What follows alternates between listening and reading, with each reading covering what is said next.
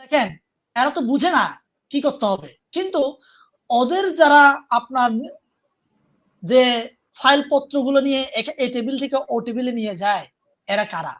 এরাই তো হাসিনা দোষর। সংবিধান ধরে আমরা শপথ পাঠ করেছি।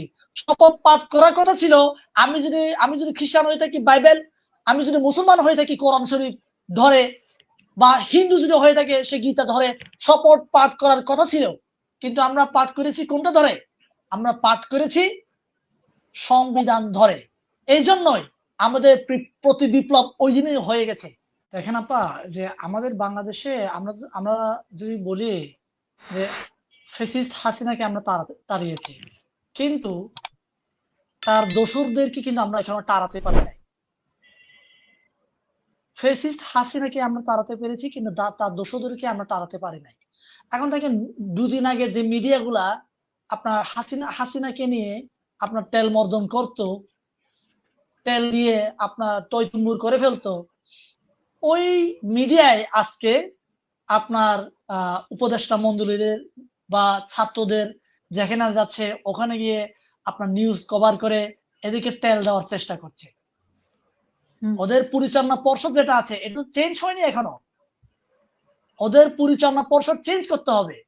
এখন অনেকে মনে করে থাকে আপনার ওই যে ডেইলি স্টার আর আপনার প্রথম আলো আর ডেইলি স্টার মুখ্য ভূমিকা পালন করেছে, ঠিক আছে, কিন্তু এরই পাশাপাশি অন্যান্য যে মিডিয়া আছে এই মিডিয়া হাউস গুলোর পরিচালনা পর্ষদ তো চেঞ্জ হয়নি। আজও সেই হাসিনার দোসরাই বসে আছে। শুধু মিডিয়া হাউসে না, আপনার এইভাবে আপনার সচিবালয় থেকে শুরু করে বিভিন্ন মন্ত্রণালয়ে এদের নিয়ন্ত্রণে আছে এখনো। এই নিয়ন্ত্রণ তো ওদের হাত থেকে নিতে হবে। আমরা যদি ওদের হাত থেকে নিয়ন্ত্রণ নিতে না পারি, তাহলে আমরা তো আমাদের মনের মত করতে পারবো না। এখন ধরেন, আমি যদি স্বাভাবিকভাবে যে আমি ধরে নেই যে আসিফ আর নাহিদ এরা ছাত্র, এরা বেশি কিছু বুঝতো না, এরা এক সময় আমাদের সাথে ছিল, আমরা একসাথে চলতাম, আমাদের ছাত্র সংগঠনের অঙ্গ সংগঠনের নেতা কর্মী ছিলেন, পরবর্তীতে আমাদের থেকে ওরা আলাদা হয়ে যায়। কিন্তু এখন দেখেন, এরা তো বুঝে না কি করতে হবে, কিন্তু ওদের যারা আপনার যে ফাইল পত্রগুলো নিয়ে এই টেবিল থেকে ও টেবিলে নিয়ে যায়, এরা কারা? এরাই তো হাসিনা দোষর। আমি যদি বলি আমার পার্বত্য চট্টগ্রামের উপদেষ্টা, তিনি শুধু তিনি না, এরকম আপনার সামান্য কনস্টেবল নিয়োগের জন্য আওয়ামী লীগ ডিএনএ টেস্ট করতো। ডিএনএ টেস্ট করে নিত সে আওয়ামী লীগ করে কিনা, তার 14 পুরুষ আওয়ামী লীগ কিনা। এখন সেক্ষেত্রে আপনি সচিবালয় সচিব হয়েছেন, আপনার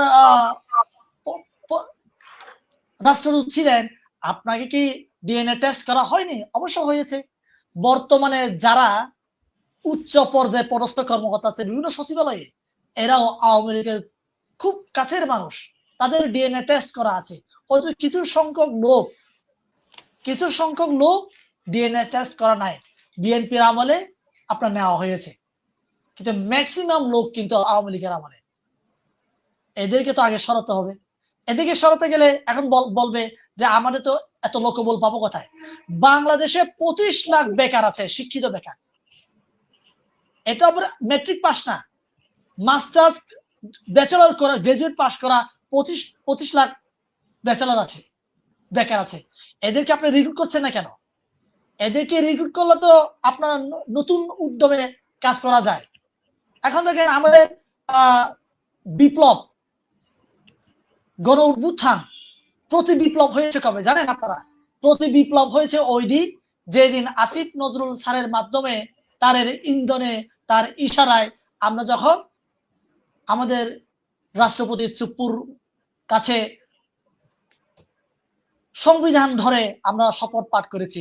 শপথ পাঠ করার কথা ছিল, আমি যদি খ্রিস্টান হয়ে থাকি বাইবেল, আমি যদি মুসলমান হয়ে থাকি কোরআন শরীফ ধরে, বা হিন্দু যদি হয়ে থাকে সে গীতা ধরে শপথ পাঠ করার কথা ছিল। কিন্তু আমরা পাঠ করেছি কোনটা ধরে? আমরা পাঠ করেছি সংবিধান ধরে। এই জন্যই আমাদের প্রতি বিপ্লব ওই দিনই হয়ে গেছে। এখন আরেকটা বিপ্লব যদি ঘটানো যায়, তাহলে এই সরকার শক্তিশালী হবে, তার আগে এই সরকার শক্তিশালী হবে না। এখন আপনারা যাই বলেন, এখনো হাসিনার প্রেতাত্মারাই বাংলাদেশ নিয়ন্ত্রণ করছে। হাসিনার প্রেতাত্মারাই ভর করেছে আমাদের উপদেষ্টাদের মাঝে। এই হাসিনার প্রেতাত্মাদেরকে যতদিন পর আমরা দূর করতে পারবো না, এই যে বললেন না সর্ষের ভিতর ভূত, যে যে সর্ষের মাধ্যমে ভূত আমরা তাড়াই, ওই ভূত এই সর্ষের মধ্যে যদি ভূত থাকে তাহলে আমরা তাড়াবেন কিভাবে? আমাদের উপদেষ্টা মন্ডলীর মাঝেও হাসিনার প্রেতাত্মারা ভর করেছে, তাদেরকে তাড়ানোর রাস্তা আমাদেরকে খুঁজতে হবে। না হলে আপনারা যাই বলেন, মিডিয়া বলেন, সচিবালয় বলেন, এরকম হতে থাকবে, 2 দিন পর পর হতে থাকবে এরকম আন্দোলন শেষ হবে না।